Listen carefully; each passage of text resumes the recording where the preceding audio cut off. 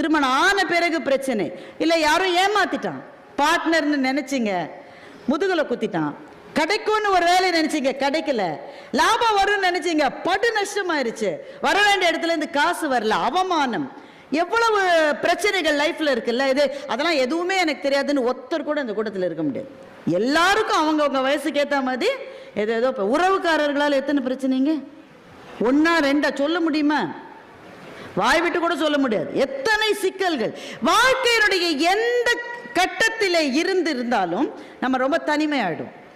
பிரச்சனைகள் வருகிற போது நம்மை தாக்குகிற முதல் விஷயம் தனிமை. ஏன்? யார்ட்டையுமே வாய் திறந்து சொல்ல முடியாது, சொல்ல முடியாது.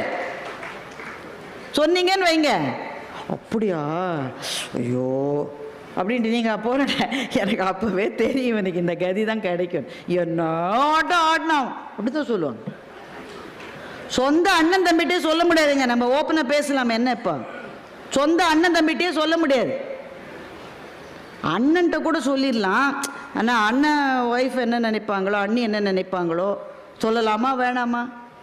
ஃப்ரெண்டு தான், கூடவே இருந்தவன் தான், அவன்கிட்ட கூட சில விஷயத்த சொல்ல முடியாது. அப்போ வாழ்க்கையினுடைய மிக சிக்கலான காலகட்டங்களில் நாம் இருக்கிற போது நமக்கு என்ன கிடைக்கும்னா தனிமை தான் கிடைக்கும். இந்த தனிமையிலிருந்து வெளியே வந்தால் தான் ஜெயிக்க முடியும். ஆனால் வெளியே வர்றதுக்கு ஏதோ ஒன்று பிடிச்சிக்கணுமே. கிணத்துல விழுந்துட்டேன் சார்னா, கிணத்துல விழுந்துட்டேன், சுத்தி இருட்டு தான் இருக்கு. யாராவது ஒருத்தர் கையை நீட்டினா தான் பிடிச்சிட்டு நான் மேலே வரணும். ஒருத்தர் கை நீட்டணும்னா அவர்கிட்ட நான் சொல்லணும், ஐயோ நான் கிணத்துல இருக்கேன்ப்பா. ஆனால் சொல்றதுக்கு என்னுடைய மான உணர்ச்சி தடுக்கிறது. நான் சொன்னாதான் கை நீட்டுவான், நான் சொல்லாமலேயே எது எனக்கு கை நீட்டும் என்றால் சாகாவரம் பெற்ற இலக்கியங்கள், குறள் மாதிரியான இலக்கியங்கள் தான் பள்ளத்தில் விழுந்து கிடக்கிற நம்மை ஏற்றிவிடும்.